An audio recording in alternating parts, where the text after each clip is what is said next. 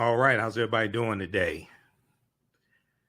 Hotep, hey, this is Michael Imhotep, founder of the African History Network, host of the African History Network show.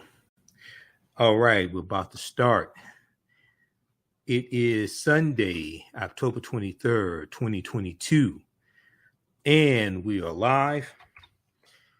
So normally we're on 9:10 a.m. the Superstation.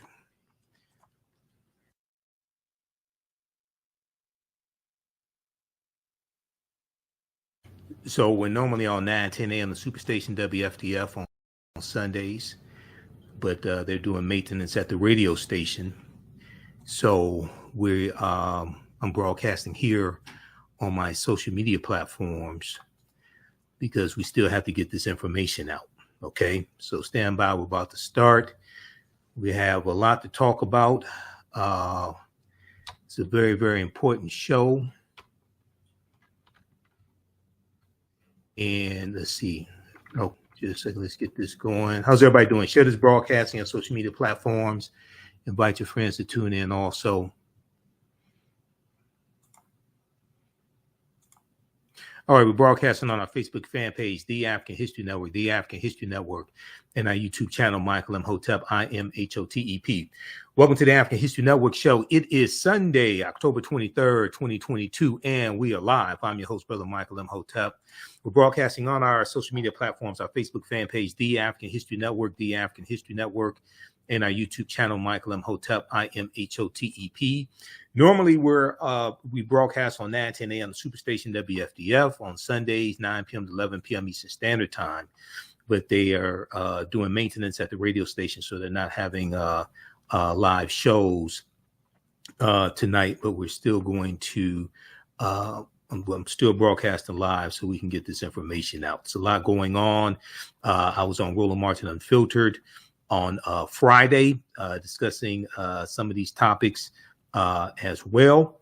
So we are right about 2 weeks away from the midterm elections. These are the most significant midterm elections since the 1876 midterm elections. I would say the 1876 midterm elections, the year after the Civil War ended. And these are the second midterm elections to take place after an insurrection. Okay, so we have news coming out of Florida dealing with an African-American man in Florida named Robert Lee Wood, who was targeted by Governor Ron DeSantis with this Office of Election Crimes and Security office, this Election Crimes and Security Office, and he was charged with voter fraud for voting illegally. Now, he's an ex-felon. He received his voter registration card in the mail, and he thought he could vote legally. He has had his charges dropped. We know there were at least 20 people who have been charged under this Office of Election Crimes and Security, and he's the first of 20 people who have had their charges dropped. We also see something similar taking place in the state of Texas as well. So we're going to talk about this on today's show. Black man in Florida targeted by Governor Ron DeSantis for voter fraud has charges dropped. Also, we're going to look at some of Florida's racist history of felony disenfranchisement laws. Florida's racist history of felony disenfranchisement laws. And we see this going back to 1868 in the state of Florida, okay, 3 years after the Civil War ends. And it was designed to prevent a Negro legislature. But we see this in the territory of Florida, felony disenfranchisement laws going back to 1838. And this basically means that if you were found guilty of the crime or a felony, you lost your ability to vote. Okay, so we're going to get deep into this history. All this deals with racism. We know that racism is a system of advantage and privilege distributed based upon race, which comes out of the ideology of European white supremacy.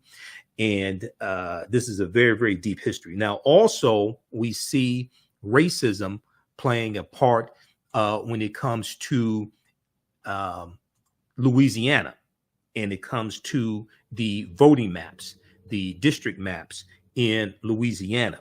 There was an article from National Public Radio, NPR.org, which deals with who counts as black in voting maps. Who counts as black in voting maps? Some GOP state officials want that narrowed.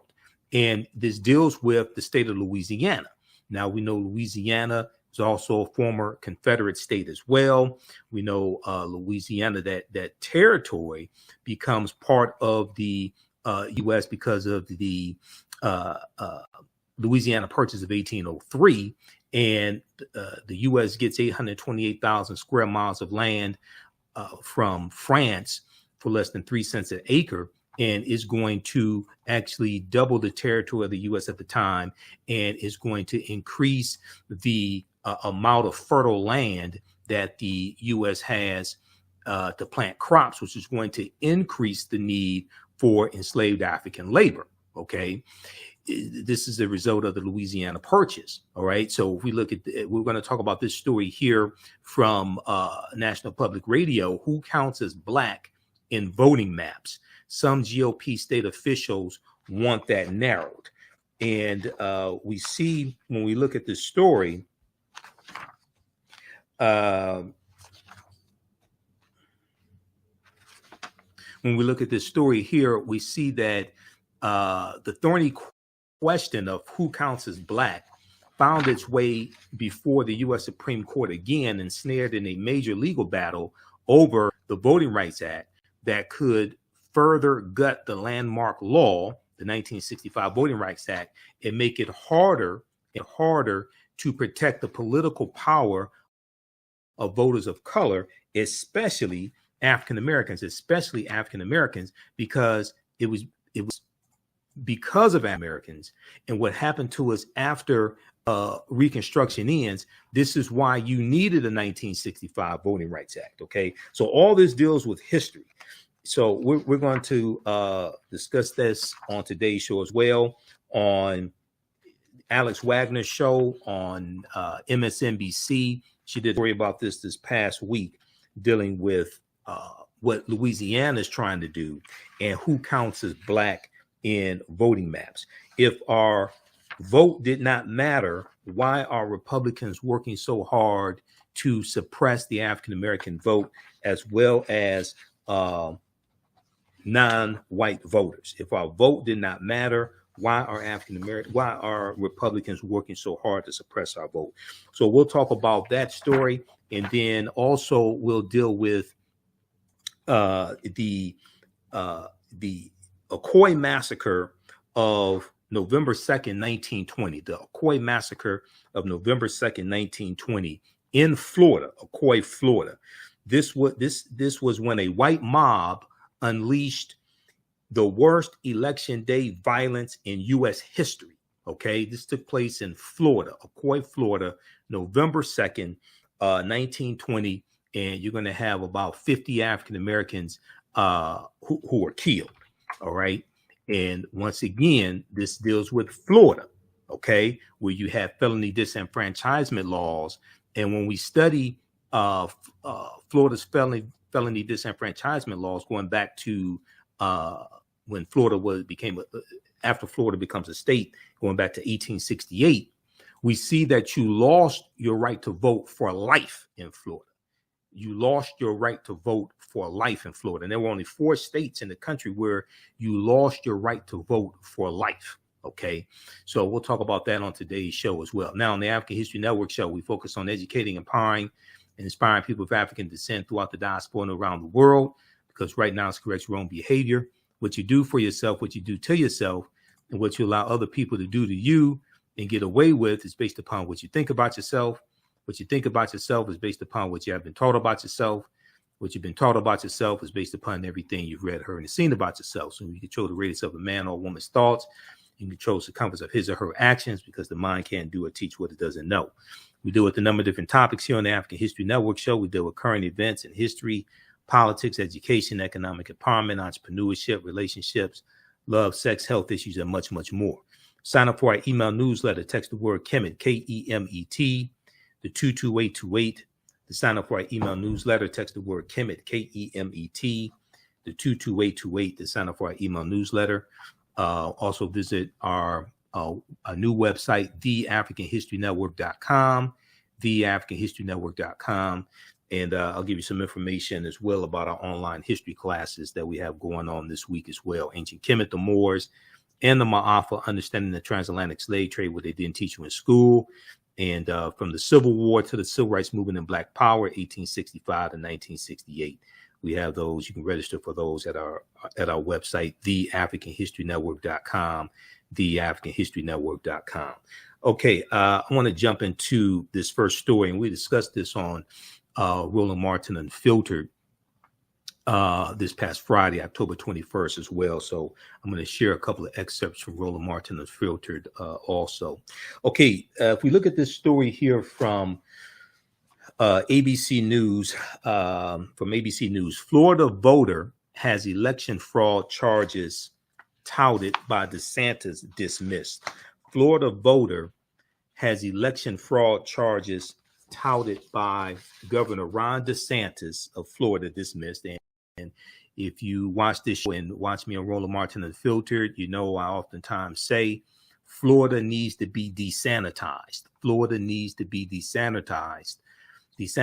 Governor Ron DeSantis needs to be fired. He's up for re-election November 8th, 2022. He needs to be voted out of office. Now, an African-American man who lives in Florida named Robert Lee Wood, who's 56 years old, had his election fraud charges dismissed on Friday, October 21st, 2022, making him the first of 20 people who Governor Ron DeSantis announced had been charged with voter fraud in August of 2022. Okay. He's the first to beat his case. He's the first to beat these charges. Now, the ruling by Miami-Dade Circuit Judge Milton Hirsch, H-I-R-S-C-H, the ruling dismissed the case after Wood's attorney argued that the prosecutor's office, who filed the twin charges, had no jurisdiction to do so. It was the state's attorney's office that filed the charges, and the infractions have to occur in at least 2 jurisdictions. This alleged infraction, occurred in only 1 jurisdiction. So the state's attorney's office had no jurisdiction to even file charges. Okay. Now, this case garnered national attention and controversy when it was announced on August 18th, 2022. Governor Ron DeSantis said at the time that they were the quote unquote opening salvo by Florida's newly funded Office of Election Crimes and Security, to crack down on voter fraud. This is domestic terrorism. This is voter intimidation. This is like the voter intimidation that we saw with the Clinton, Mississippi massacre or riot of 1875 in Clinton, Mississippi, or the Ocoee Massacre in 1920 in Florida, or the Opelousas Massacre of 1868 in Opelousas, Louisiana. This is pure, unadulterated voter intimidation, voter suppression, domestic terrorism coming from a governor who has presidential aspirations, and you think elections don't have consequences. Now, Robert Lee Wood, who's 56 years old, faced 1 count of making a false affirmation on a voter application and 1 count of voting as an unqualified elector. He had his charges dismissed on the grounds that the prosecutor lacked appropriate jurisdiction. Now, Robert Lee Wood was facing up to 5 years in prison and $5,000 in fines and fees, okay, for allegedly illegally voting in the 2020 election, for allegedly illegally voting, basically almost 2 years ago, okay, for allegedly illegally voting. Okay, the police come to his house, they arrest him, serve an arrest warrant. Now, when the charges were announced on August 18th, 2022, Ron DeSantis said at a press conference that local prosecutors had been, quote unquote, loath to loath to take up election fraud cases. He said, now we have the ability with the Attorney General and statewide prosecutor to bring those cases on behalf of the state of Florida, he said. But a judge on Florida, Judge Milton Hirsch, Miami-Dade County Circuit Judge, Judge Milton Hirsch, found that the statewide prosecutor did not have jurisdiction over one case in Miami. Statewide prosecutors, which are an extension of the Attorney General's office of the state of Florida, are prosecuting all of the election fraud cases that were brought in August. In order for the statewide prosecutor to have jurisdiction, the crimes alleged have to have occurred in at least 2 judicial circuits. In order for the statewide prosecutor to have jurisdiction to prosecute, the crimes alleged must have occurred in at least 2 judicial circuits. Judge Milton Hirsch agreed with the defense's argument, with Robert Lee Wood's defense's argument, that the alleged violations applying to vote and voting while ineligible only occurred in Miami-Dade County. Thus, the statewide prosecutor was found to not have jurisdiction.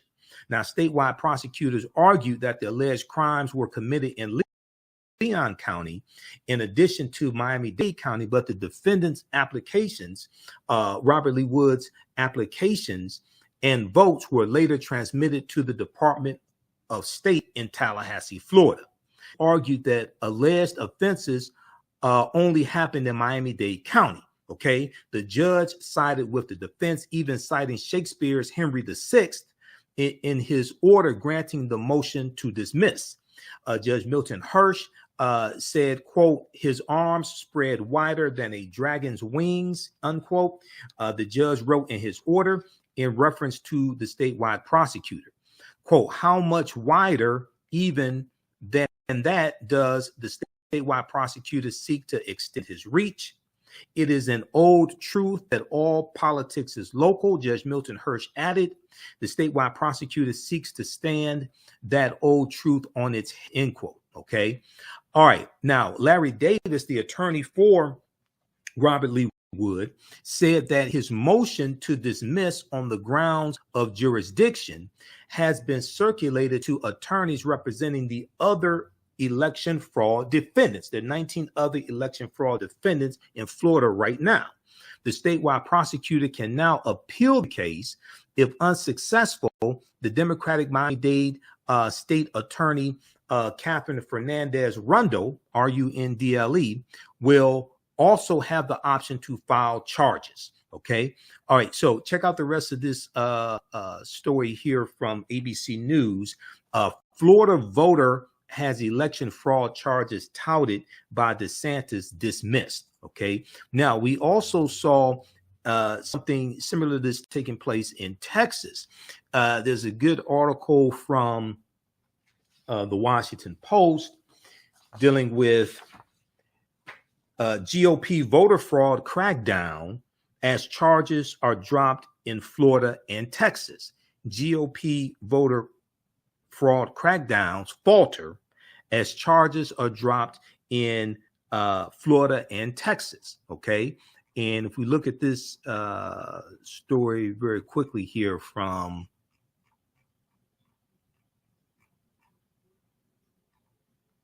this is from actually the New York Times. I think I may have said Washington Post. The story is actually from the New York Times. This deals with both Florida and Texas. Now, if our votes didn't matter, why are Republicans working so hard to suppress the African-American vote and many Latinos and Asian Americans and millennials and Gen Z, etc.? GOP voter fraud crackdowns falter as charges dropped in Florida and Texas. One man who had his charges dismissed was among a group of former felons who were rounded up in August under orders from Governor Ron DeSantis of Florida. And this also talks about Robert Lee Wood as well. Okay, so check out this article here. Check out this piece here from the New York Times as well by Neil Vigdor, October 21st, 2022. Okay. They talk about Robert Lee Wood. Okay, 56 years old. He spent 2 decades in prison for second-degree murder. Mr. Wood was among the 20 people who were recently arrested in Florida on voter fraud charges and became the first defendant to have them dropped. That happened in Miami-Dade County Circuit Court on Friday, October 21st. Now, they also talk about Texas. And on Monday, this past Monday in Texas, which was October 17th, a district court judge in Texas set aside the indictment of Hervis Earl Rogers, another African-American man. I remember this case here. He stood in line for something like 7 hours. Yeah, I remember this case when it happened. And we talked about this on Roland Martin Unfiltered as well. A district court judge in Texas set aside the indictment of Hervis Earl Rogers, an African-American Houston man who gained widespread attention for waiting 7 hours in line to vote during the 2020 primary election. In 2021, Texas Attorney General Ken Paxton, who's a Republican, charged Hervis Rogers with voting illegally because he was on parole. He charged him with voting illegally because he was on parole. Once again, this is pure, unadulterated voter intimidation to make examples out of these people, to suppress the African-American vote and scare people who have felony records, etc., from voting, even when they get voter registration cards in the mail, etc. Now, a lack of evidence of widespread voter fraud has not stopped Republicans from aggressively pursuing it in states where they hold power. Now, the unraveling of the 2 high-profile cases has compromised the legitimacy of those efforts.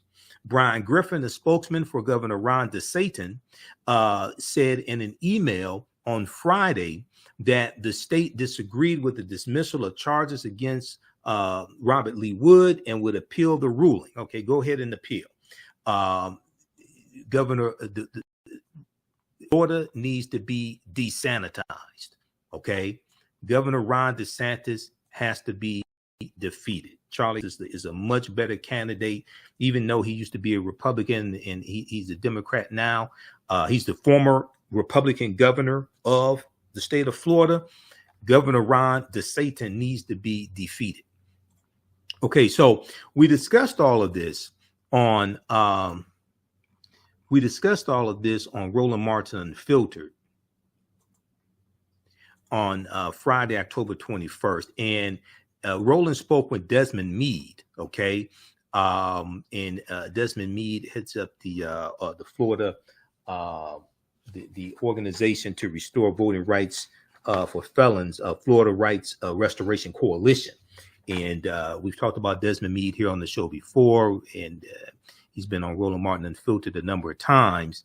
And Desmond Meade led the effort back in 2018 to put the issue of the restoration of voting rights for ex-offenders, put that on the ballot in Florida. Okay, and it got, I think, something like 66% of the vote. It passed with about 66% of the vote, something like that.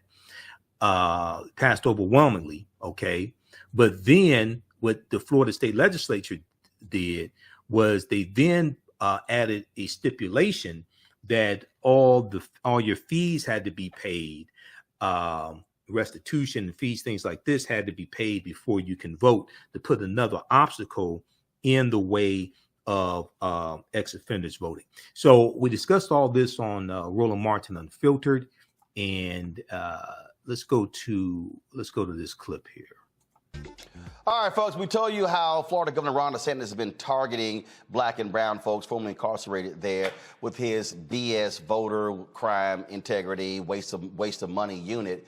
And we told you about there were about 20-some odd people who were arrested.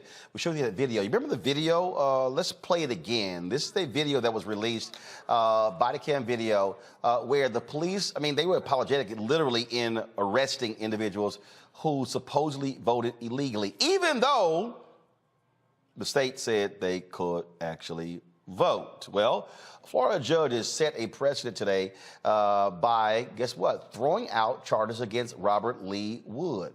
One count of voting as an unqualified elector and one count of making a false affirmation on a voter application. The judge dismissed his charges because the prosecutor lacked jurisdiction. The state alleged Wood registered and voted knowing he was ineligible because of a 1991 conviction. Wood said he did not know he was ineligible to vote because he received a Florida voter registration card. Under Florida law, individuals who exit prison, that's right, have their voting rights restored after leaving the system. Now, again, what you have here is Ron DeSantis trying to conjure up this whole idea of voter fraud. Now, if you want actual voter fraud, go to the Villages, a largely Republican community where there were people who were actually arrested for illegally voting. Desmond Meade, the executive director of the Florida Rights Restoration Coalition. He joins me now from Florida. I mean, bottom line is here. You know, y'all got Amendment 4 passed, voted overwhelmingly. Republicans in the state, they do not want to see all those formerly incarcerated people voting. They put roadblocks, they threw up there, having now to pay all your fines, and they went to the Supreme Court, got it affirmed there. And it's just one thing after another. Now you have this latest attack against folks who are formerly incarcerated, and we're talking about 20-some odd folks. Would you say there were lots more who were being targeted by DeSantis? Oh, yes. No, Roland, one of the things I tell folks, you know, when they ask me about my reaction about this case getting dropped, you know, I have, I'm guarded enthusiasm. And it's because, you know, I know that there are thousands of people, you know, back in, I believe, prior to June of 2021, there was a list of thousands of individuals that was given to the state that allegedly should not have been voting. And, you know, people talk about the 20, but we know that 10 folks prior to the 20 in April of this year was arrested. One of them was a homeless man. You had a grandfather that was pulled out of his home and arrested. But I want to share this with you, Roland, because I think this really centers where I and my organization are coming from. FDLE did an investigation of the initial 10 people in Alachua County back at the beginning of this year. And one of the statements from one of the gentlemen that was on the investigation was read like this: I wanted to be a part of civilization instead of being hidden away from crack and everything else in the dark hole. I wanted to be a part of life again. So I said, let me try to vote. It felt good to be a part of something instead of being hidden away. You know, and I read that statement because it really centers me on people, right? At the end of the day, man, we're talking about returning citizens of this country that just want to be a part of democracy, but because of the political gamesmanship that we see going on, that we have people that are suffering, people that are being arrested, people that are being traumatized, families that are hurting. You know, what we don't hear about is that every man or woman that gets arrested, if they're the breadwinner for their family, right, while they're incarcerated trying to post bail, guess what? Who is providing for their family? These people could be losing their jobs. And there we go, exasperating the collateral consequences that people with convictions or people that are interacting with our criminal justice face. And all for what, right? For some kind of gain? You know, because at the end of the day, none of these people should have even been arrested.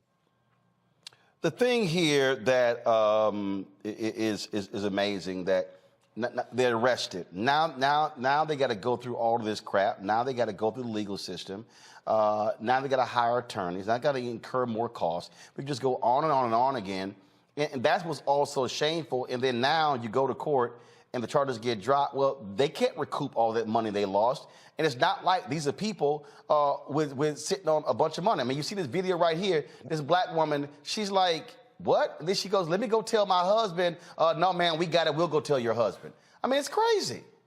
Well, you know, I'm one of the things I'm just grateful that God has really allowed me and my wife to really be in the line of work that we are, because right now, you know, FRC, our efforts have created funds to allow people who've been arrested, we will take care of their bail, right? And we'll also, if they want to, we would help provide them legal defense free of charge, right? And then the one thing that we have to also worry about is that when they're arrested, that arrest get on their record.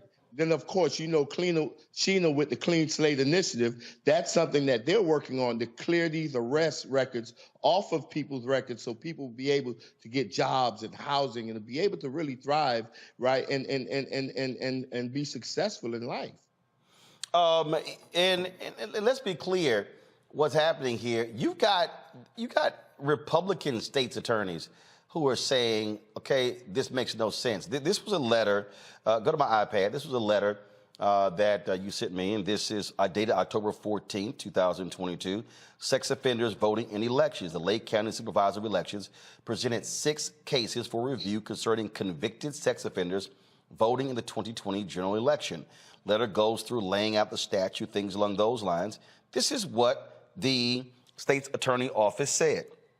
Yes, and rightfully so, Roland. You know, one of the things that a lot of folks are not talking about is caught up in this snare or this persecution of returning citizens are people who registered as Republicans, right? And so when we look at the total breadth of people who've been impacted, you know, I thought that this was a wonderful opportunity to really talk about what does democracy really mean to us, right? You know, some people, they were concerned about the raid on Mar-a-Lago, saying, you know, why would the FBI want to raid Donald Trump's residence 2 years before the presidential election? Well, if they're concerned about that, they ought to be outraged that people are getting arrested on the eve of election. Right.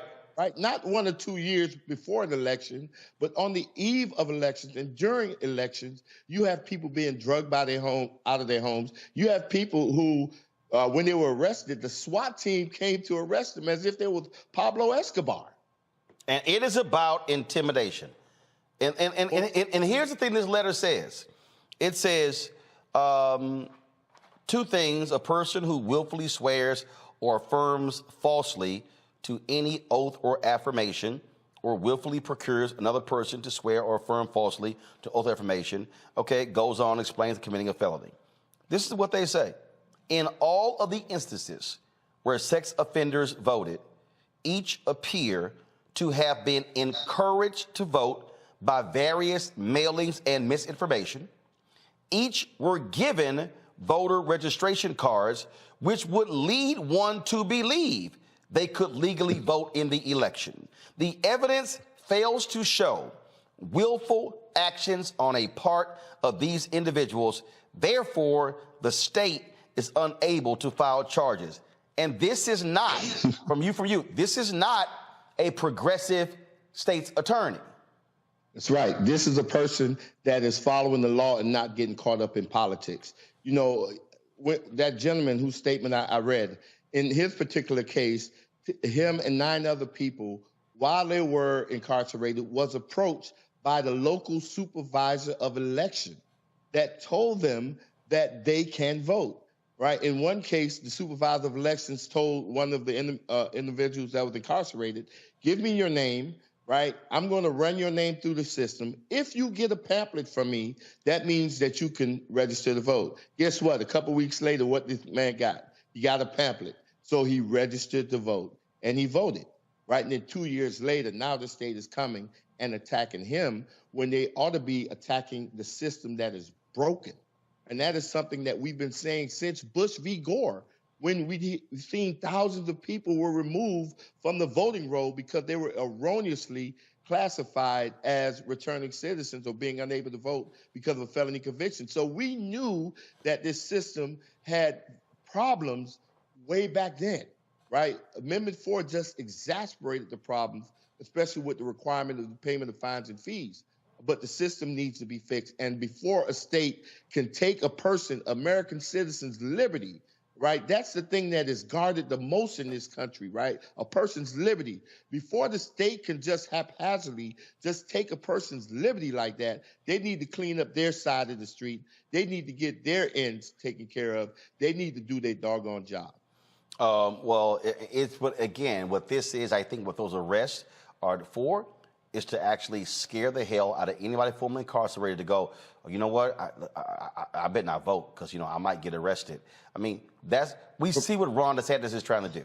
Roland, that's one of the main reasons why I wanted to come on the show, because I understand that this may have a chilling impact on people, right? But I want to ensure anybody that's listening in the state of Florida, and if you have friends or family that's in the state of Florida, that the Florida Rights Restoration Coalition, I can tell you right now, right here, right, in living color, that we're standing with each and every one of them. That's why we started the bail fund that anyone could donate to. We're bailing people out. And that gentleman that had his case shop is because we arranged for him to be represented by a criminal legal defense counsel, right? And so we're fighting this tooth and nail. We're pushing back. And our message is that a person ought to do their due diligence to see if they're eligible. And if they truthfully, honestly, earnestly believe that they have the right to vote, that they should not let any of this prevent them from going out to vote. And if they think that they may not have the right to vote, at the very bare minimum, they need to get 5 to 10 of their family members and friends to turn out and vote on their behalf, right, in this election. Make sure that we're sending politicians a very clear message. Returning citizens don't scare easy. Desmond Meade, always good to see you, man. Thank you so very much. Look, we're going to be right here, again, letting people know about these issues because what too many of these Republicans are doing is that they don't want free and fair elections. They don't want to open the opportunities for everybody to vote. And this is all meant to have a chilling effect on the formerly incarcerated, the 1.4 million people in Florida. And it makes no sense whatsoever. And as you said, there are people who are formerly incarcerated who are registering as Republicans. So there's no assumption that all of these people are going to be Democrats. But what they're doing here just simply makes no sense whatsoever. And it's a massive waste of taxpayer money. Oh, of course, it definitely is. And, you know, it's a shame that this is going on now. You know, one of the things I said earlier was that, you know, you would expect people who we elected to office or appoint into certain positions to not try to manufacture excuses for a failed system or a broken system. What we expect these individuals to do is to develop solutions, right, to these problems. Not put the blame on citizens when the responsibility is really on the state. All right, then. Desmond Meade, I appreciate it, man. Thanks a lot. Thank you for having me. All right, folks. Again, another example of what Republicans are doing is in the state of Texas. They cannot stand Harris County. Why? Because Harris County has gone blue in many ways. And so Republican Governor Greg Abbott, Lieutenant Governor Dan Patrick, the Secretary of State, the thug Attorney General Paxton, they have been targeting Harris County. Remember, they battled them when it came to the voting changes they put in place during COVID. Now they're trying to send in observers to look at the vote in Harris County. Why? No reason whatsoever. Now Harris County leaders, Mayor Sylvester Turner, Judge Linda Hidalgo, they have sent a request to the Justice Department, Civil Rights Division, for federal monitors. In the letter, Harris County officials say they are concerned about the timing of the Texas Secretary of State and Attorney General's plan to send inspectors, election security trainers, and legal advisors to observe the election. Harris County is the state's largest metropolitan area. And of course, as I said, Democratic leaning. The changing demographics, Texas Republicans have made it harder to vote in the state, and this move adds to the restrictive measures to intimidate and add doubt to voters' confidence. The DOJ has not responded to Harris County's request. Joining us now is Harris County Attorney Christian Menifee, one of the signees of the letter. Christian, glad to have you on the letter. Christian. Okay, let me pause it right here because I want to fast forward to just stand by. I want to fast forward to when Roland goes to the panel. Okay. But we discussed this on Friday, October 21st on Roland Martin Unfiltered. Somebody asked, why am I sharing this? I'm a panelist on Roland's show every Friday. I've been on there for 2 years. I started August, I think it was August or October 2020. I've been on for 2 years. And this deals directly with what we're talking about here. So let me fast forward to this when he goes to the panel here. Okay, let's go back to this clip. And then we're going to get into some of the history of Florida's felony disenfranchisement law and why it was put in place. This is why you needed Amendment 4. Okay, this is why you needed Amendment 4 in 2018. And if we look at this, piece here from the Brennan Center for Justice, and then we'll go back to the clip.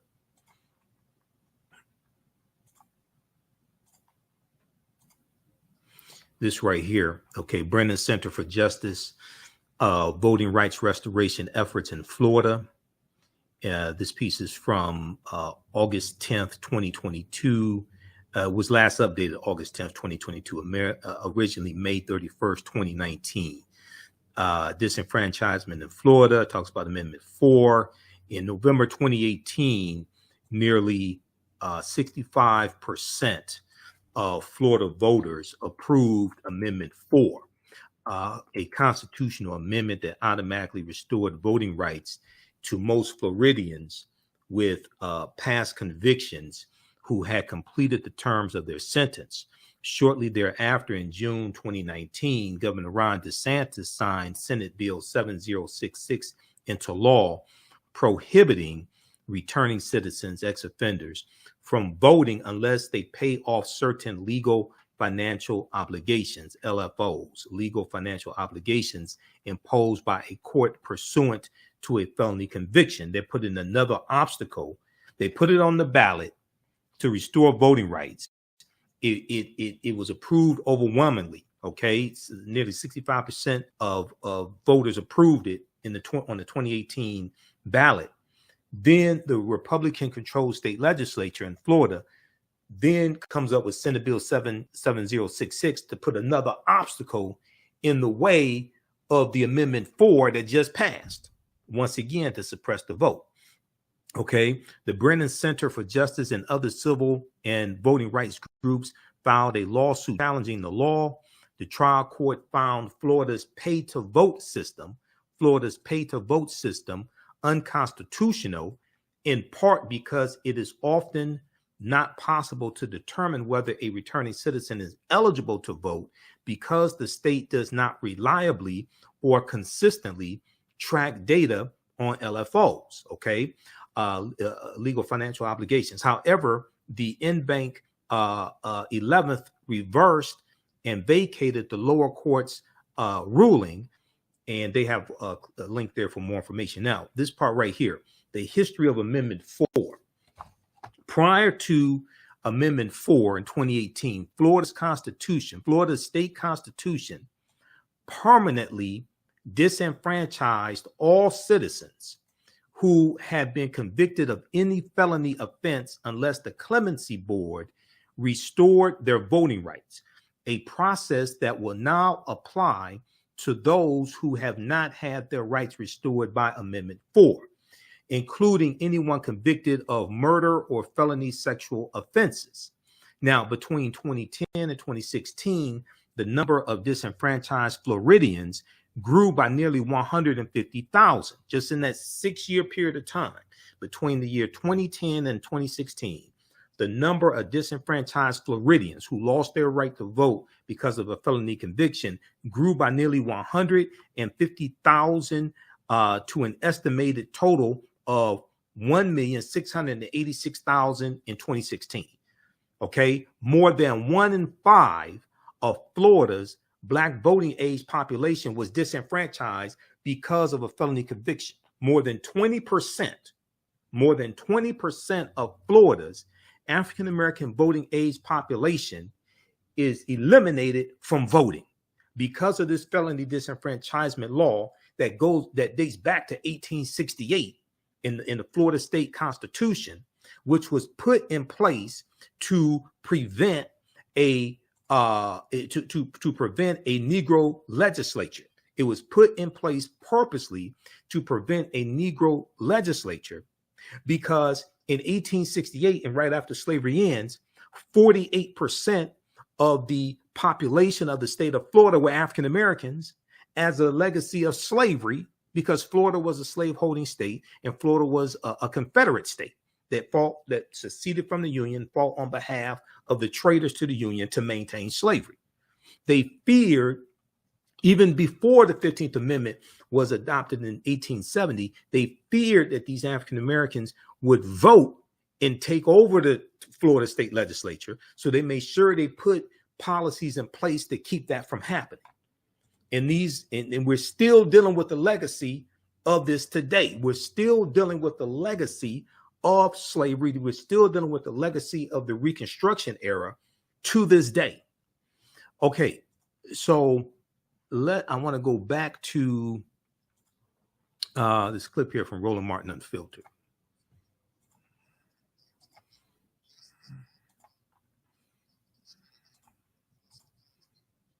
So this is go on iPad, please.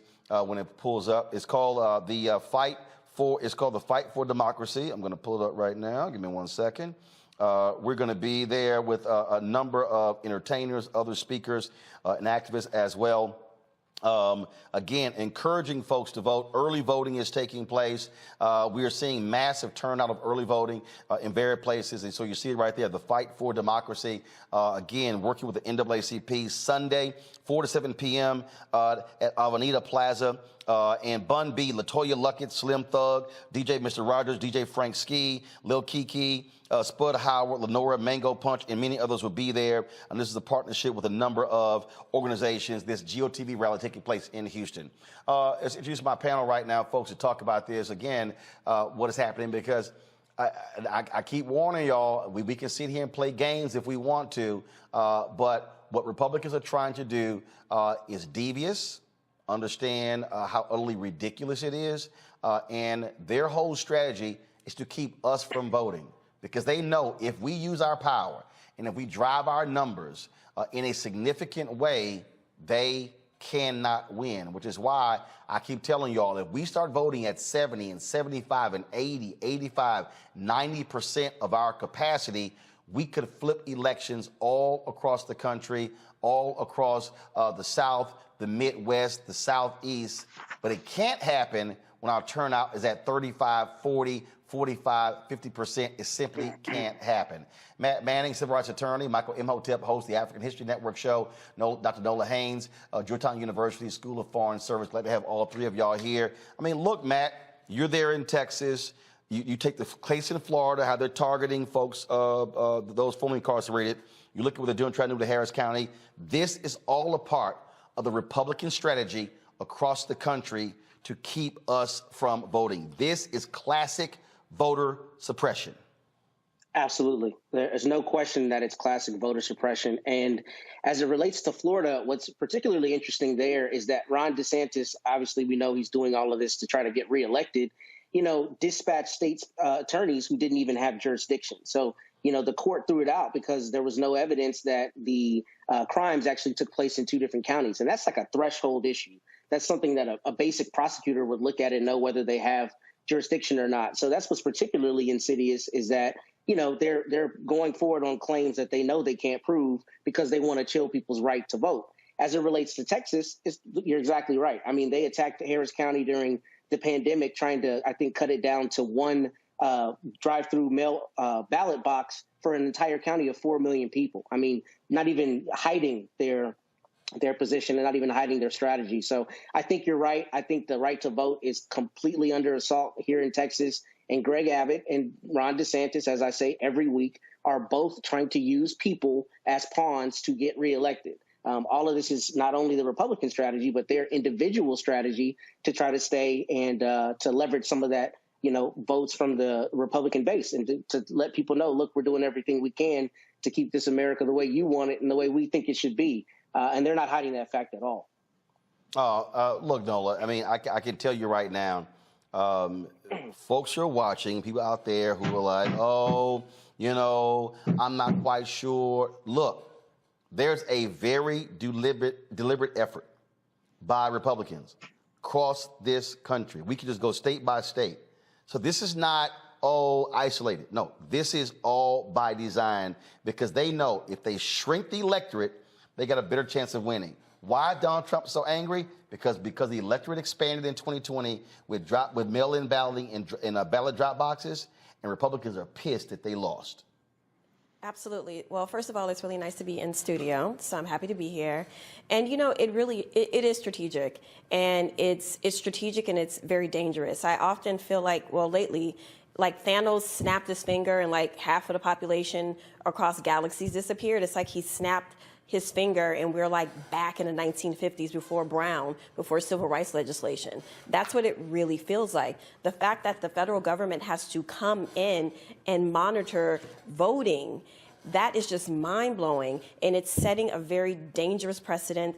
And, again, by design and strategy, it's to intimidate voters not to vote, especially when we think about the change in our country. It has been over time, but it's also been abrupt in many ways. You have people who just want to live their lives. They want to get up and go to work, enjoy their own time with their friends and their family. We weren't thinking about having to get up and marching in the streets to protect our voting rights. So there's this level of comfort that we've all been in, to now we're waking up to a very different world where we're not mobilized the same ways in which we were. So I'm really happy that event is happening that you're going to in Houston. But we really woke up and we're in a different time, and it's calling for different types of measures. And, I hate to say it, we have to get out there and we have to continue fighting. As tired as I know, especially Black folks are, we have to continue fighting, because we are not in a country right now where equality and equity are on par. We are still having to fight for just basic liberties, basic democratic rights, such as voting. Michael, when we walk through this, we walk through these issues, and people go, this is really not that big of a deal. It's not that alarming. What they're not understanding, when Steve Bannon and his minions out here are saying this crazy stuff, when they're talking about what they want to take over, they're serious. They are running people for secretaries of state.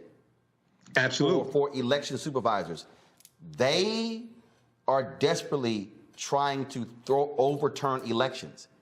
And the thing I keep trying to tell all these Black people, they're not hiding it. This is not overt. No, this is not covert. It's very overt. They're saying, if we win, Trump's going to win. They're saying it. Yep. And they're letting you know what's going to happen. They say they're going to impeach Biden. They say they're going to repeal the Inflation Reduction Act. But you talk about Stephen K. Bannon. Bannon said some months ago on his podcast that the way to political power in America today is through the local school boards. And if you study what's happened with the local school boards and the fights over banning books, the fights over critical race theory, this is funded by dark money. This is funded by, and they've organized numerous organizations. There was an expose by NBC News, and they estimated about 165 right-wing parent organizations across the country, have been funded, and they get help from Fox News and politicized by Fox News. And they're using this to go from the grassroots up to the federal government and and focus on local offices, local politicians, local political offices, from the grassroots up. We look at what's going on in Florida. I cannot stress this enough. I know, Roland, when you were interviewing Desmond Meade, and shout out to that brother, you were saying that this doesn't make sense or something like this. It makes perfect sense when you understand the history of Florida. Okay, Florida was the first state to have poll taxes in 1889, before Mississippi had poll taxes. Florida instituted its felony disenfranchisement law in 1868, 2 years before the 15th Amendment was adopted. And when you go research the history of Florida, they did this. They instituted felony disenfranchisement laws in a state that had a 48% black population. Almost half of the state of Florida, after slavery ended, was African American, and they knew that if they did not put laws in place, these black people would vote and take over the state legislature. Yep. Okay, so this makes perfect sense. What we have to understand is that this may be our last free and fair election here in 2022. That's real. Yeah.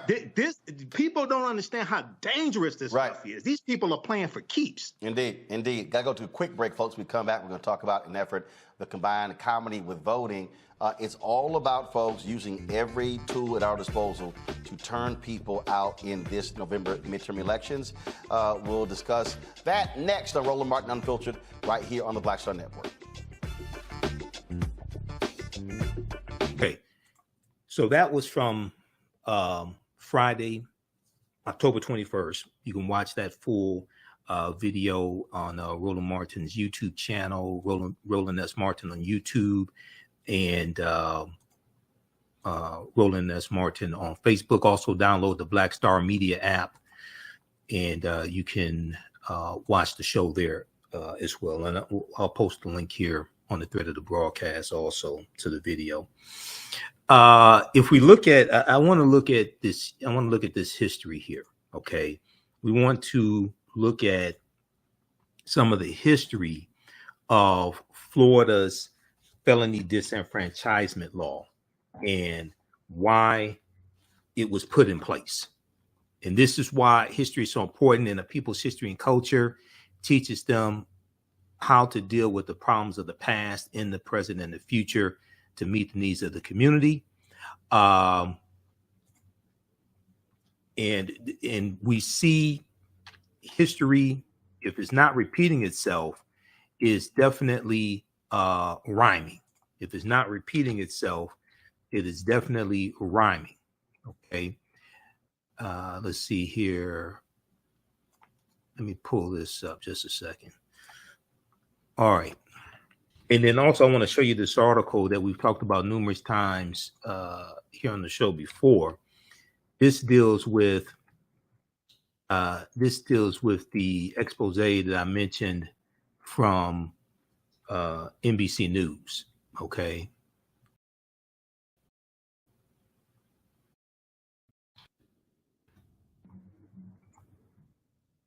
Go to this here.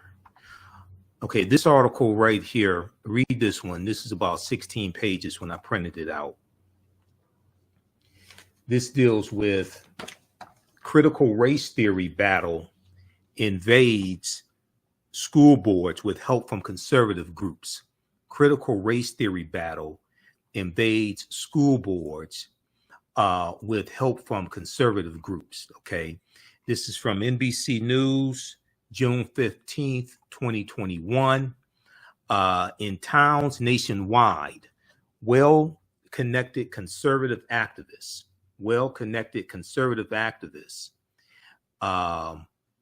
and Fox News have ramped up the tension in fights over race and equity in schools.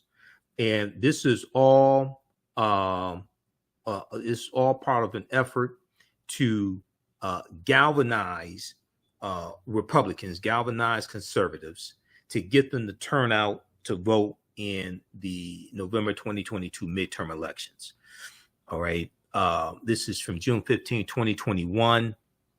So this gives you background information on the book bans and parents' rights and all this stuff, and how this whole thing happened.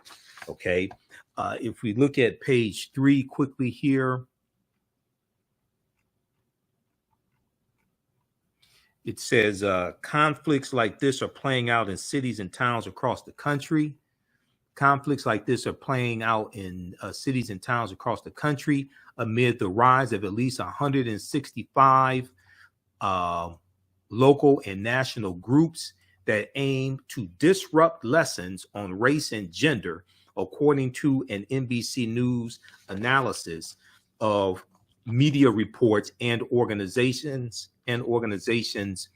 promotional materials, reinforced by conservative think tanks, law firms, and activist parents. These groups have found allies and families frustrated over COVID-19 restrictions in schools and have weaponized the right's opposition to critical race theory, turning it into a political rallying point. All right, read this entire article from NBC News. Critical race theory battle invades school boards with help from conservative groups. Okay, now if we go back to I want to go to this piece from the Brennan Center for Justice, and this deals with a history of Florida's felony disenfranchisement law.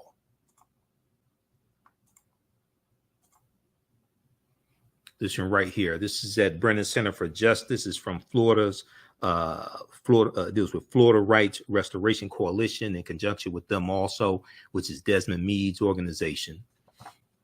History of Florida's disenfranchisement provision. Let's see. Can we increase that? Okay. Do it like this.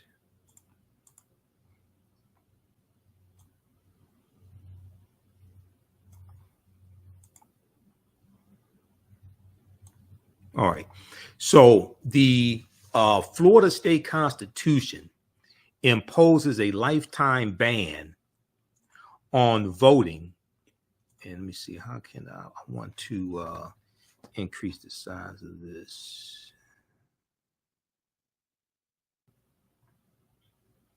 Okay, we'll just do it like this here. Florida State Constitution imposes a lifetime ban on voting by every person with a felony conviction unless the governor and his cabinet choose to restore the individual's right to vote. The ban has long barred African Americans from the polls at twice the rate of other Florida citizens, even without counting those who are still serving criminal sentences. 13% of voting age African Americans in Florida have lost their right to vote. Okay. Even without counting those who are still serving criminal sentences, 13% of voting age African Americans have lost their right to vote. But generally speaking, when you count those who are incarcerated, it's over 20%, over 1 in 5 of Florida's African American voting age population has lost their right to vote. Now, the constitutional provision disenfranchising people with felony convictions was originally enacted in the aftermath of the U.S. Civil War in 1868. Okay. And on Tuesdays, I teach an online history class from the Civil War to the Civil Rights Movement and Black Power, 1865 to 1968, where we go through and deal with all this history and look at these laws, look at these state constitutions, etc. So you can register for that at our website, theAfricanHistoryNetwork.com. So enacted in the aftermath of the Civil War in 1868 as one of several tools to suppress the votes of newly freed slaves. 100 years later, in 1968, the provision was reenacted despite its history of discrimination and its continuing racially disparate effects. Felony disenfranchisement has long been used to diminish the voting power of Florida's African American population, and the law continues to have that effect. Felony disenfranchisement has long been used to diminish the voting of Florida's African American population, and the law continues to have that effect. Okay, so if we go and look at this history here, okay, criminal disenfranchisement and Reconstruction, Florida. Okay, so Reconstruction is 1865 to 1877. During that period of time, when you're having the 13th, 14th, and 15th Amendments passed to the U.S. Constitution, you have the Civil Rights Act of 1866, which is letting African Americans legally enter into contracts and is protecting their rights to enter into labor contracts, different things like this. Okay. In 1868, Florida dramatically expanded criminal disenfranchisement. 1868. For the first time in 1868, the state barred from the voter polls all people with felony convictions, while at the same time, they created a host of new felonies. Okay, so Florida, in 1865, they institute their black codes, which we'll talk about here in just a minute. Okay, which regulates the movements of the newly freed African Americans. But then they are going to dramatically expand what is classified as a felony. Okay, so that you can exclude more African Americans from voting. For the first time in 1868, the state of Florida barred from the polls all people with felony convictions, while at the same time creating a host of new felony crimes. The list of disqualifying infamous crimes was expanded as well. Okay, now, blacks were disproportionately disenfranchised under the new provision because state policies at the time were designed to control newly freed slaves through the criminal justice system. In 1865, the Florida state legislature enacted black codes. 1865. Okay, so the Civil War, for most practical purposes, comes to an end April 9th, 1865, when General Robert E. Lee surrenders to General Ulysses S. Grant in Virginia, Appomattox Courthouse. But it doesn't officially come to an end until August of 1866, because there were other Confederate armies that still were operating. Even though General Robert E. Lee's army was the largest, his army was not the only one. So there were other Confederate armies like General Joseph E. Johnston's Army of Tennessee and Nathan Bedford Forrest's army as well. So terms of surrender had to be negotiated with each one of those Confederate generals.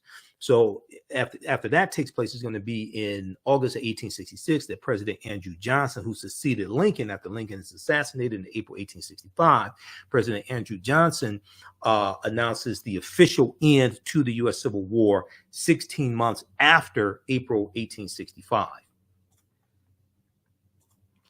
So in 1865, the Florida state legislature enacted black codes as a way to control freedmen or former slaves, the black freedmen. A crucial component of the black codes was an expansion of the criminal justice system to deal with minor offenses that state legislators believed African Americans were likely to commit. Okay, they expanded crimes that they believed that African Americans were likely to commit and that have been formally punished by their masters. These were crimes that have been formally punished by their masters. So they're using the laws to control the movement and actions of African Americans in trying to re-envision slavery. Okay, trying to re-envision the control mechanisms from slavery, trying to refashion that after slavery ends. The black codes had their desired effect. By the 1870s and 1880s, estimates show that more than 95% of the convicts in the Florida convict camps were African American. Okay, more than 95% of the convicts in the Florida convict camps, okay, prison camps, were African American. A captain in one of the camps at that time noted it was possible to send a Negro to prison. Let's see, hold on. It was possible to send a Negro to prison on almost any pretext, but difficult to get a white man there. It was possible to send a Negro to prison on almost any pretext, but difficult to get a white man there. Now, when we look at felony disenfranchisement in 1868, the 1868 Florida State Constitution instituted felony disenfranchisement and was part of a larger effort to prevent a Negro legislature. It was part of a larger effort to prevent a Negro legislature. So when what's the voter suppression that's taking place today, not just in Florida, but in Texas, in Georgia, especially these former Confederate states? This is all a continuation of what happened during Reconstruction. And these southern states put these laws in place to prevent a Negro legislature. Okay. And when you look at what happened in Mississippi in 1890, the Mississippi State Constitution, where they imposed poll taxes and literacy tests. Okay. They did this. Solomon Saladin Calhoun, who was the White County judge who presided over the Mississippi State Convention. Okay. He said that they did this to exclude the Negro. That's not me saying it. That's what he said. This is an article I refer to often. May 1st, 2021, Ronald G. Schaefer, Washington Post. The Mississippi plan to keep blacks from voting in 1890. Quote, we came here to exclude the Negro. The poll taxes that were, Florida was the first state to have poll taxes in 1889 before Mississippi. Mississippi writes this into their state constitution at this convention. And this, what Mississippi did, became known as the Mississippi Plan, which became the model of what the other southern states did to suppress the African-American vote and to get us wiped out of political office during Reconstruction and after Reconstruction. Okay, there are about 2,000 African-American men who get elected to public office and you're going to have about 20 that get elected to Congress, things like this during the Reconstruction era, 1865 to 1877. When Reconstruction comes to an end with the Compromise of 1877, where Republicans agreed to let where Democrats agreed to let Rutherford B. Hayes, the Republican candidate for the presidency, become president if he will remove the remaining Union troops out of those southern states, South Carolina and Florida, and was one other state, okay, because there was only 3 states by this time that still had Union troops in them, but they were still enforcing to a certain extent the new rights of African Americans. The Democratic Party at that time, they wanted the remaining Union troops removed out of the South, okay, in exchange for letting Rutherford B. Hayes become president, because neither Rutherford B. Hayes or Samuel J. Tilden, who was the Democratic candidate for president, neither one had enough electoral college votes to become president. Okay, Rutherford B. Hayes was 1 vote short, if I remember correctly. Okay, he was 1 vote shy. So this was the compromise. This brings about an end to Reconstruction. And for all these Black Republicans and Black conservatives like Candace Owens and what's his name, Keith Jackson, who I was on the Tammy Mack show, The Business of Being Black on the Fox Soul TV network. And I was dealing with these 2 Black Republicans that don't understand history. One of them was a big Donald Trump supporter. Okay. They never want to talk about the Compromise of 1877, where Republicans turned their backs on African Americans and betrayed African Americans. They don't want to talk about that. And they don't want to talk about the Lily White movement in 1928, which was an effort by Republicans to get Herbert Hoover elected as president during the 1928 presidential election. He was running against a moderate Democrat from New York named Al Smith. So the Republicans implement a Southern strategy. They appeal to 5 former Confederate states to get segregationist Democrats in those 5 former Confederate states to vote for Herbert Hoover, and Republicans start ignoring the issues pertaining to African Americans. They ignore the rise of the Ku Klux Klan, which comes back into power in the 1920s. A lot of that has to do with the movie The Birth of a Nation, which debuted February 8th, 1915. And the movie The Birth of a Nation showed the Klan as being the heroes. In many newspaper ads that advertised the movie The Birth of a Nation, the Ku Klux Klan would take out recruiting ads next to those ads. So you have a resurgence in the power of the Ku Klux Klan in the 1920s, and you have Republicans starting to ignore the needs and concerns of African Americans and push us out of the Republican Party. This is known as the Lily White Movement of 1928. And so we start slowly going over to the Democratic Party because we see them as more receptive to our issues. And then Roosevelt, Delano Roosevelt, and 1947 presidential election, 1947, 1948, Democrats have a pro-civil rights agenda. At the same time, you have Strom Thurmond of South Carolina, who's a Dixiecrat, Southern segregationist Democrat. He runs as a Dixiecrat for president. He loses.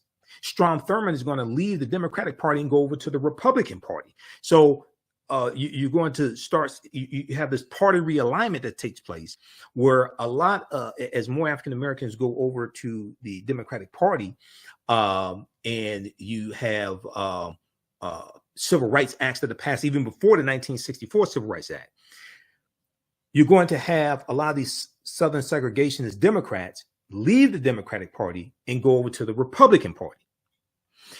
Then you have 1964, where Senator Barry Goldwater of Arizona runs for president against Lyndon Johnson. And Barry Goldwater runs on an anti-civil rights platform. Okay. Lyndon Johnson wins. He wins. So Johnson becomes president after Kennedy is assassinated in November 1963. So then Johnson runs for he finishes Kennedy's term, and then he runs for election in 1964. Okay. Then in 1968, Lyndon Johnson does not run for re-election.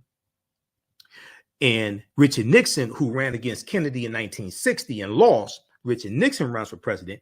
Nixon runs on a campaign of law and order, and he runs on a campaign as a backlash of white people, white Republicans especially, against the civil rights movement, the Black Power movement, the rebellions that are taking place all across the country in inner cities, like the Detroit Rebellion in 1967 and Newark, New Jersey, things like this. He runs in opposition of affirmative action, okay? And he runs on a platform of law and order, which is another type of Southern strategy to appeal to white people and basically say, I will protect you from those people. I will protect you from those people. And then he becomes president. And then Donald Trump ran on a similar platform in 2016 because part of Donald Trump's platform was law and order, which was a throwback to Richard Nixon in 1968. Okay, so when we look at this right here, what happened at the Mississippi State Convention of 1890, because all this history is connected. Okay, this is why you have to understand the chronology of history and cause and effect and how these different events are connected. The Mississippi State Convention's president, Solomon Saladin Calhoun, a white county judge, put the voting issue bluntly. He said, let's tell the truth if it bursts the bottom of the universe. He said, we came here to exclude the Negro. We came here to exclude the Negro. Nothing short of this will answer. So delegates at the 1890 Mississippi State Convention eventually adopted a literacy test and poll tax geared to suppress the African-American vote in a state that had a black majority. The African-Americans were the majority of the population in the state of Mississippi as a result of slavery. Today, the state of Mississippi has the largest percentage of African-Americans in the country at 39% of the state. The Mississippi Plan became the model throughout the South, part of a raft of racially oppressive Jim Crow laws that ended Reconstruction. What Florida is doing is continuing the conflicts and the fight for Reconstruction. But what Republicans are doing now in Florida and Georgia and Texas, they're trying to settle this and win the war for good. They're playing for keeps. We don't understand most of this history, so we don't see this stuff coming. I'm a historian. I understand. I know what I'm looking at when I see it because I've seen it before. Okay, let's continue. Let's go back to the Brennan Center for Justice. Felony disenfranchisement in the 1868 Florida State Constitution was part of a larger effort to prevent a quote-unquote Negro legislature. Post-emancipation, after slavery ends in basically 1865, you have the 13th Amendment ratified December 6, 1865, which legally ends slavery, not the Emancipation Proclamation. That did not free the slaves. Okay, go to archives.gov and read it, or go to loc.gov, because it basically stated that the territories in rebellion, their slaves would be freed by January 1st, 1863, if they did not come back into the Union. But the territories in rebellion, they separate from the Union, set up their own government, set up the Confederate States of America in 1861, and you no longer have any authority over them. And then it also had exceptions for the border states, Maryland, Missouri, Kentucky, and Delaware. And it said that they were exempt so they could keep their slaves. Maryland did not abolish slavery until November 1st, 1864, because they put it on the ballot. That's almost 2 years after the Emancipation Proclamation was issued. Okay. Now, post-emancipation, legislators in Florida feared that freedmen, that black freedmen, that former slaves, who then constituted 48% of the state's population, they feared that they would take over state and local government. I'll be damned. Isn't that the fear that they have today?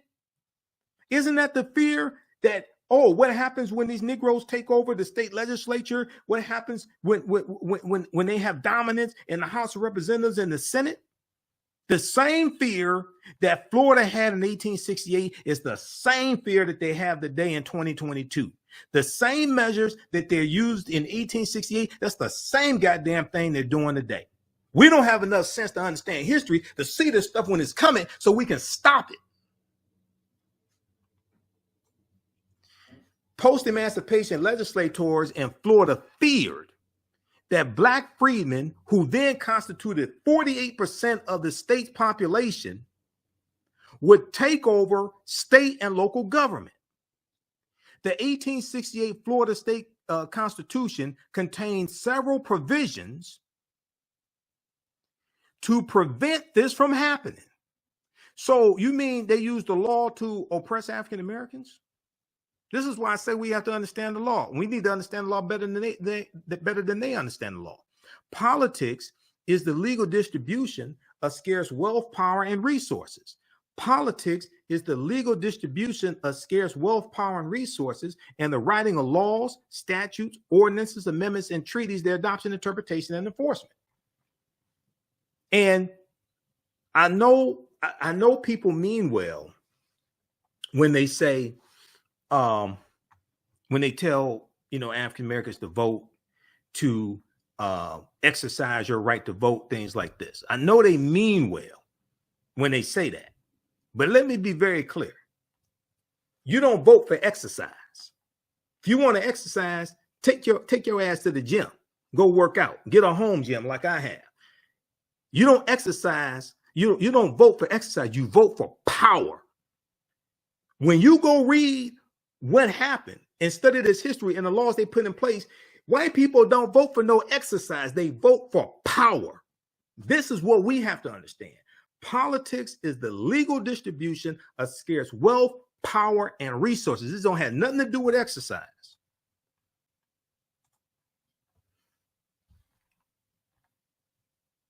So in 1868, the Florida State Constitution, it contained several provisions to prevent a Negro legislature from taking place, to prevent African Americans from taking over state and local government. For example, the 1868 Florida State Constitution established a state legislative appointment scheme, that inflated the representation of predominantly white counties while deflating the representation of predominantly black counties.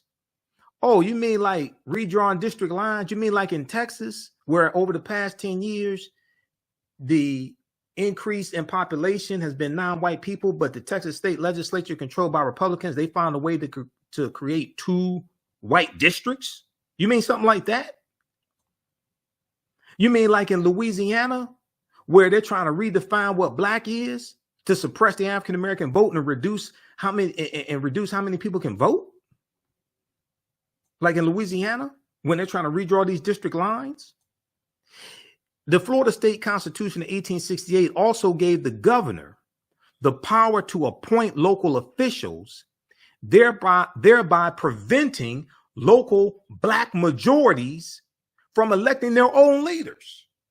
Oh, so now that slavery ends and they're voting and they're in these cities that have a majority African-American population, now you want to take the power away from the local at the local level and send it to the governor at the state level to then appoint local officials over African Americans to prevent local African Americans, local black majorities from electing their own leaders.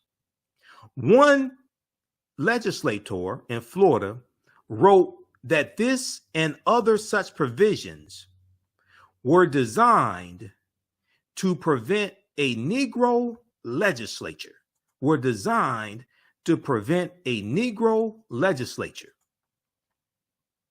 Felony disenfranchisement was yet another mechanism intended to suppress the political power of newly freed slaves. Now, it didn't say nothing about exercise. It didn't say they were trying to keep African Americans from exercising. This is about power, period.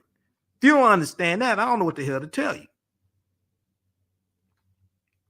Now, Florida's expansion of criminal disenfranchisement during Reconstruction reflected a regional and even nationwide trend. It wasn't just Florida. Studies show that many states, especially those in the former Confederacy, passed restrictive felony disenfranchisement laws in the period directly following the extension of voting rights to freedmen. So right in that era, even we see this even before 1870, shortly before 1870, we see this 1868 here in Florida. But right around that time, right in that era during Reconstruction, we see different states having felony disenfranchisement laws and is directly targeting African Americans to suppress our vote.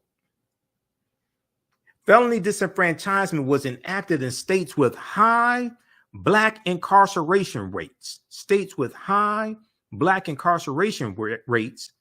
as a way to reduce the effect of black suffrage, of African American voting rights. Okay. And what you're going to see in these different states like Florida, they're going to expand the different types of crimes that get classified as felonies. And they're going to target certain crimes that were believed to be committed more by African Americans to get more of us caught up in that prison system so we could not vote, to reduce the number of African Americans who could actually vote.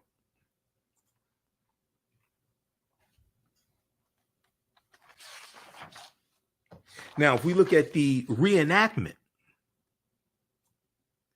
of the felony disenfranchisement provision in 1968, the reenactment of the felony disenfranchisement provision in 1968.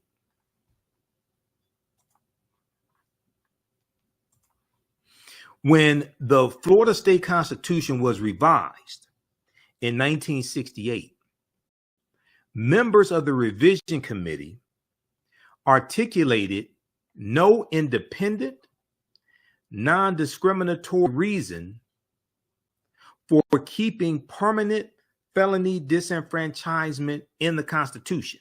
They didn't come up with they couldn't articulate a really good reason to keep it in there. When the Florida State Constitution was revised in 1968, members of the revision committee articulated no independent, non-discriminatory reason for keeping permanent felony disenfranchisement in the state constitution. The public record contains no evidence. The public record contains no evidence that the members of the Constitutional Revision Commission, CRC, Constitutional Revision Commission, or the state legislature ever had any legitimate reason for maintaining the voting ban on people with felony convictions. Even though years of defending the provision in litigation, the state of Florida never established or even articulated an independent rationale for reenacting the provision in 1968. The 1968 revision to the Florida State Constitution occurred during a period of intense racial contention and was led by legislators who had shown contempt for several civil rights causes. Once again, racism is a system of advantage and privilege distributed based upon race, which comes out of the ideology of European white supremacy. And this is about power. Racism deals with a power structure. The 1960s was a period of racial unrest in Florida, and conflicts over the implementation of civil rights reforms often led to violence. For instance, in 1963, 1964, a civil rights campaign led by Dr. Martin Luther King Jr. in St. Augustine, Florida, led to racial violence throughout the region. And 4 years later, race riots erupted in 7 cities in the state of Florida, 7 cities across the state of Florida. Attempts to stifle the voting power of African Americans in Florida also continued throughout the decade. CORE, Congress of Racial Equality, which was a prominent civil rights organization, encountered many difficulties while running its 1964 voting rights drive, voter registration drives. Several members of the organization were arrested while registering African-American voters, and one election registrar explicitly opposed the group's activities. We look at what's known as Axe Handle Saturday, August 27th, 1960. Okay. Axe Handle Saturday in Jacksonville, Florida.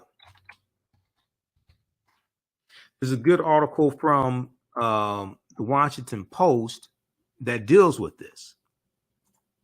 You had about 200 Klansmen who had axe handles and baseball bats, and they used this to beat civil rights activists who were holding sit-ins at lunch counters.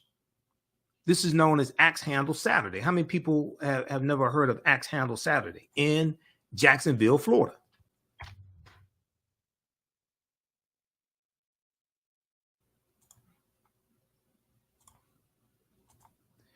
If we look at this here, let's go to this article here from the Washington Post. We've talked about it before here on the show.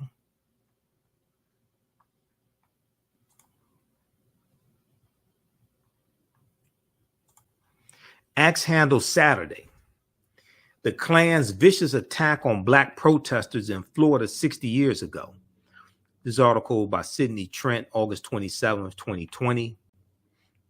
This is a picture of one of the civil rights activists who was beaten by these cowards. A Jacksonville police officer stands with Charles Griffin after he was attacked on August 27, 1960 during a lunch counter protest by civil rights activists in Florida. This article courtesy Florida Historical Society. Okay, this is civil rights activist Charles Griffin. Okay, beaten by these white supremacists. The Florida Klansmen had armed themselves with handles. It was August 27, 1960, a year of lunch counter sit-ins by civil rights activists. The opening salvo had been fired on February 1st, 1960, when 4 African-American college students sat down at a whites-only lunch counter inside a F.W. Woolworth 5 and dime store in Greensboro, North Carolina. By spring, sit-in campaigns led by young African-Americans had been organized in cities all over the South, including Lexington, Kentucky, Little Rock, Arkansas, Baltimore, Maryland, Richmond, Virginia, and Nashville, Tennessee. Surprised white onlookers spat and spewed racial epithets at the demonstrators and sometimes physically attacked them. But as spring blossomed into summer, white supremacists farther south, having watched the protests achieve success elsewhere, switched to high alert. So when young African Americans began staging sit-ins at a whites-only Woolworth lunch counter in downtown Jacksonville, Florida, that summer, 1960, the Ku Klux Klan organized. On the morning of what has become notoriously known as Axe Handle Saturday, more than 200 white cowards, 200 white men, Ku Klux Klan members, cowards, white supremacists, wielding wooden axe handles, launched a vicious attack on African-American protesters and passersby, those walking by. Before pulling the plug on an in-person convention in Jacksonville, Florida, punk-ass Donald Trump, when he was president, was scheduled to speak there on the 60th anniversary of Axe Handle Saturday, angering local activists. Now he will accept the nomination for the Republican Party in a speech from the White House. So this was back then when this took place, okay? But he was going to accept the nomination on the 6th. He was going to go to Jacksonville, Florida, and accept the nomination from the White Nationalist Party on the 60th anniversary of Axe Handle Saturday. In 1960, the Ku Klux Klan attack in Florida signaled a sharp turn in the cascading sit-in movement from spontaneous acts of racism to coordinated white supremacist brutality, according to Stanford University history professor Claiborne Carson. Quote, as the protesters began to achieve some success in the Upper South, then in the Deep South areas, resistance became more intense, said Professor Claiborne Carson, who was also founding director of the Martin Luther King Jr. Research and Education Institute at Stanford University. And they have all that information online. I do research there, so you can check that out online, Stanford University's Martin Luther King Research and Education Center. The lunch counter sit-ins that spring had inspired members of the Youth Council of the Jacksonville NAACP to launch nonviolent direct action of their own. Now, at this time in right around this time is going to be April, May 1960 that SNCC is going to be formed. Also, Student Nonviolent Coordinating Committee. Right around April, May 1960, SNCC is going to be formed as well. And SNCC comes out of Southern Christian Leadership Conference. Okay, read the rest of this article here. This deals with Axe Handle Saturday, August 27th, 1960. The Klan's vicious attack on black protesters in Florida 60 years ago. Okay, now if we go back to this piece from the Brennan Center for Justice dealing with Where's this here? Okay, we go back to this piece from the Brennan Center for Justice dealing with some of the history of Florida's disenfranchisement law written into their state constitution in 1868. Hold on, let's see here. Let's close this one out. This is what I want right here.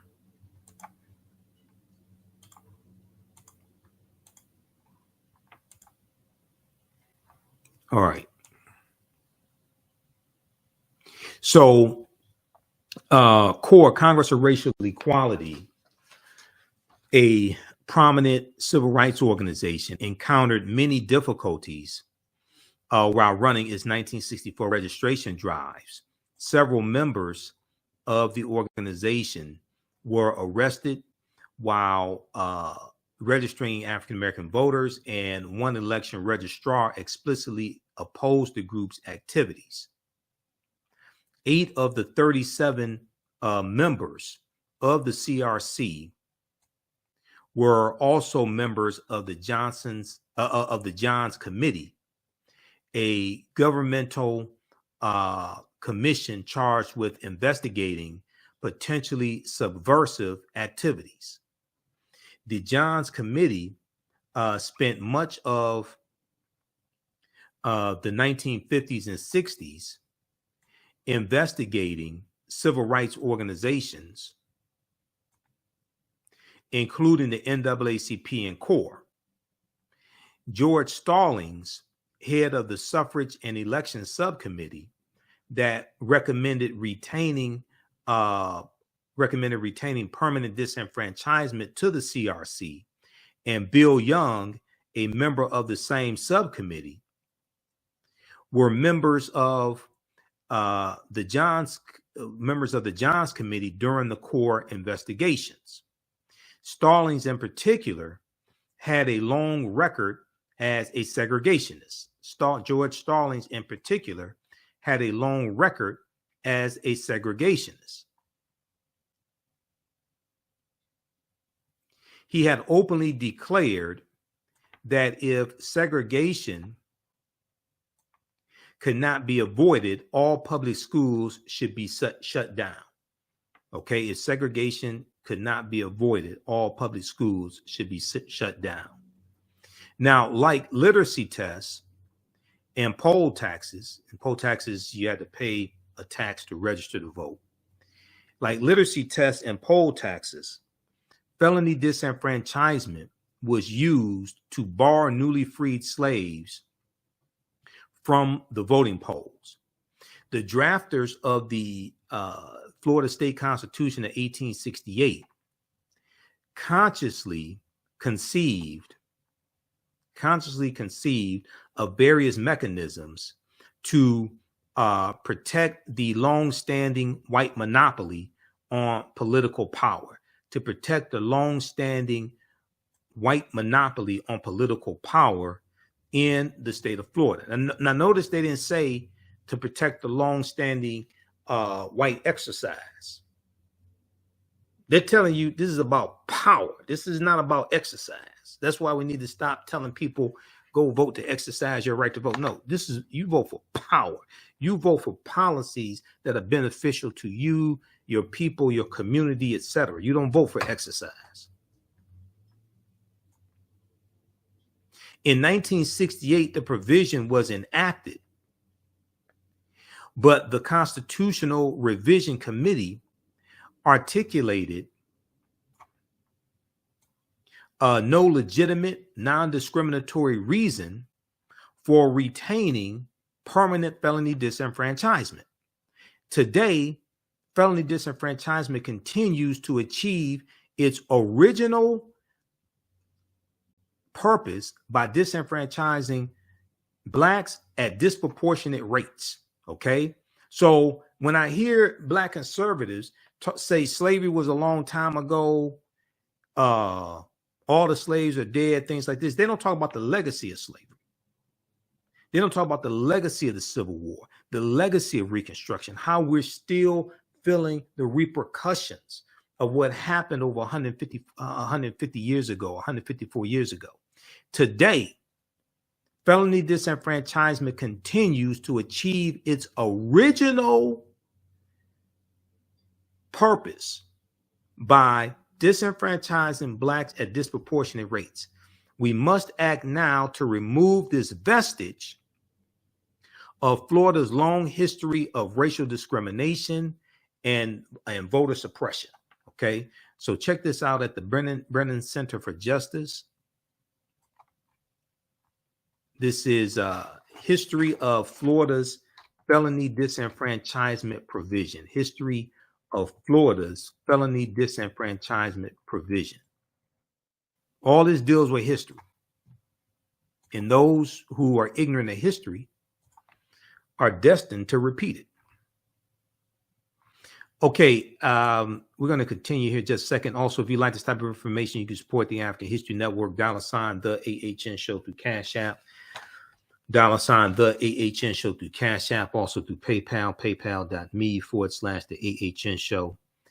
This helps us keep doing the research, stay on the air, keep broadcasting, pay some of the bills, etc.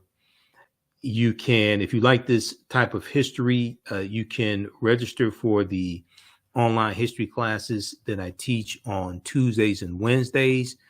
Visit our new website, TheAHNShow.com, TheAHNShow.com.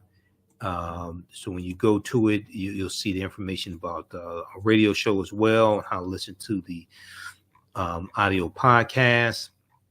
You have information there for Cash App and PayPal also here. But you scroll down and we have the information for the class. On Tuesdays, I teach ancient Kemet, one of the original names for Egypt, the Moors, and the Ma'afa, understanding the transatlantic slave trade, what they didn't teach you in school. Our next class is going to be Wednesday, October 26th, 7 p.m. to 9 p.m. Eastern Standard Time. Click right here to register here. We do the sessions live. All the sessions are archived and recorded, so you can watch them on demand. Even after the class is over with, a year from now, 2 years from now, you can go back and watch the entire class, okay? So that class is on sale, $80, regularly $130. Then on Tuesdays, I teach from the Civil War to the Civil Rights Movement and Black Power, 1865 to 1968. Next class is Tuesday, October 25th, 7 p.m. to 9 p.m. Class is the same format, same calls. We start in about 1800, year 1800. We look at the 1800 U.S. Census. We deal with the Louisiana Purchase of 1803 and the Haitian Revolution as well, because those two events are related. Okay, and we go throughout and look at history chronologically to see what leads to the Civil War taking place. And we look at the Civil War, Reconstruction, Mexican-American War, Texas Revolution, 1836, Mexican-American War, 1846, 1848, Treaty of Guadalupe Hidalgo, Fugitive Slave Act of 1850, Compromise of 1850, Missouri Compromise of 1820, Kansas-Nebraska Act 1854. We look at what leads to the Civil War taking place. Then we look at the Civil War, Reconstruction, Jim Crow era, Great Migration, World War I, World War II, Civil Rights Movement, Black Power Movement. To look at this history chronologically to understand what happened after slavery ended, how we got to where we are today, what were the laws and policies put in place to put us in the predicament we are today, to understand where we need to go from here. To understand the laws and policies that need to be put in place to address today's conditions, you have to understand the laws and policies that were put in place to create the conditions in the first place that got us here. This is why history is so important. One of the reasons, and we know that African history and culture gives us our foundation, gives us our values, our interests, and our principles, gives us a cultural paradigm that we see reality through, gives us, and this influences our economic empowerment and political empowerment. We have a bundle pack. You can register for both classes for only $130. That's an over $300 value, because there's going to be there's bonus content that you're going to get from me, bonus lectures, things like that in digital format. So you can register right now at our website, TheAHNShow.com. If you've taken any of my online classes in the past, email us right through the website or email us at AHNShow@TheAfricanHistoryNetwork.com. But you can email us right through the website. Just click on Contact the African History Network. You get a 50% discount on the bundle pack. Okay, let's continue. We have the information for the class here on the thread of the broadcast as well, but I'll post the information right here. Okay, yeah, register here for the courses. Okay, let's continue. Now, there's a piece I want to look at quickly here, and then I'm going to try to squeeze in this section here dealing with Louisiana. There's a good article from Time Magazine. It's a good article from Time Magazine that deals with Florida's dark history behind their disenfranchisement law.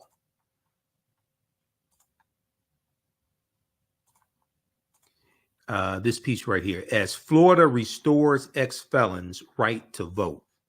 Here's the dark history behind their disenfranchisement. As Florida restores ex-felons' right to vote, here's the dark history behind their disenfranchisement. This is an article from November 7th, 2018 by Olivia B. Waxman. I'm just going to highlight a couple things here in the article. They talk about Amendment 4, okay, which we talked about already, and shared the clip from Roland Martin Unfiltered, the interview with Desmond Meade. Among the several historic results to come out of the 2018 midterm elections, November 2018 midterm elections, one was the result of voters voting to give others the right to do so.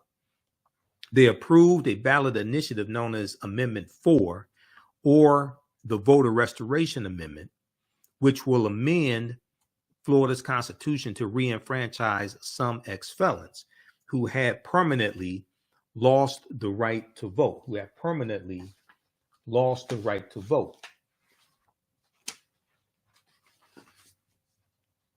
upon felony conviction. Now, in the new system, they will get the right back once they complete all terms of their sentence, including parole or probation, according to the text of Amendment 4, rather than losing it forever. And in the state of Florida and 3 other states, when you lost your right to vote because of felony conviction, it was forever. Okay. The amendment excludes people convicted of murder and felony sex crimes. Amendment 4 excludes people convicted of murder and felony sex crimes. More than 1 million people will be affected. Okay, so it's like more than 1 million people will be affected. Enough newly enfranchised voters to, in theory, decide the 2020 presidential election. Florida has been an exception in its strictness on felony enfranchisement. Quote, Florida was one of 4 states whose constitution permanently disenfranchised citizens with past felony convictions. One of 4 states whose state constitution permanently disenfranchised citizens with felony convictions and granted the governor the authority to restore voting rights, according to the Brennan Center for Justice.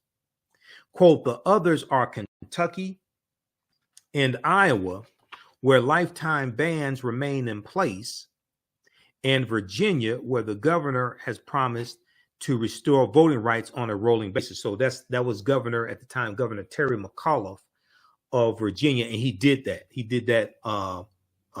had to do that on an individual basis to restore voting rights to ex-offenders. But the question of whether ex-felons should be able to vote is much bigger than just a couple of states. And the history goes all the way back to the mid-19th century, the mid-1800s. After the November 2018 vote, Tuesday, November 18 vote, Time Magazine spoke to historian Pippa Holloway, P-I-P-P-A, Pippa Holloway, author of the book Living in Infamy, Felon Disenfranchisement and the History of American Citizenship. Living in Infamy, felon disenfranchisement and the history of American citizenship. They spoke with Pippa about the origins of the idea of felony disenfranchisement and what to know about how things have changed. So they asked the question, when did the disenfranchisement of felons and ex-felons first take shape as an idea? Ancient Greece and Rome. These laws were common in ancient democracies and then also utilized in early modern Europe and early modern England. Okay, these laws were common in ancient democracies and then also utilized in early modern Europe and early modern England. There actually wasn't a lot of voting back then, but if you had the right to vote, you might lose it following conviction of a crime. And it would affect you in other ways, like your ability to testify in court. So Time Magazine asked the question, the framers of the U.S. Constitution cherry-picked from English and European laws to create our system of government. Any idea how the framers viewed this issue of felony disenfranchisement? So suffrage was, or voting rights, was really left up to the states, something we're still seeing the implications of today. The 1830s is the decade when felon disenfranchisement starts happening, the 1830s. When states that already had constitutions started putting those provisions in there, and when states and territories like Florida that were writing constitutions started including them. The 1838 Florida Territorial Constitution. Now, this is before the 1868 Florida State Constitution. This is the 1838 Florida Territorial Constitution, was the first time it had a provision that barred from suffrage all persons, quote, convicted of bribery, perjury, or other infamous crimes, unquote. So Time Magazine asked the question, why were states passing felon disenfranchisement provisions in the 1830s? What was going on in history back in the 1830s? So Pippa responds, they're thinking a lot more about voting in the 1830s because we lose the property qualifications. We lose the property qualifications. So voting becomes more widespread. Prior to that, it had only been for property owners. Voting had only been for property owners. In the 1820s, there's a little more interest. Quote, do we really mean all white men, end quote. But the point I really want to emphasize is that this is not controversial. In fact, in a lot of communities, if someone murdered someone, they probably would not let you vote. In many cases, it was probably a common practice that was getting codified in the 1830s. They did this in England. They did this in the colonies. So it's not an exciting story so far. The key turning point, okay, now pay attention to this right here. The key turning point is in the Civil War. After the Civil War, African Americans are given the right to vote. African American men, specifically 15th Amendment, are given the right to vote. And in the first election after the Civil War, 1867, 1868 election, that is when Southern states began tailoring their laws to target African American voters.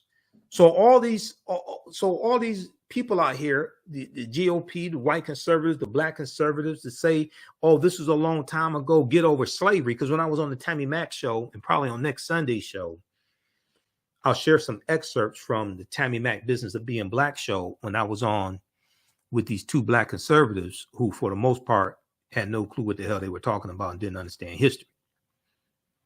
And the main topic of the show was, is it time to get over slavery? Is it time for black people to get over slavery? And my argument was, No, it's not time to get over slavery. It's time for America to deal with the real history of slavery and the legacy of slavery.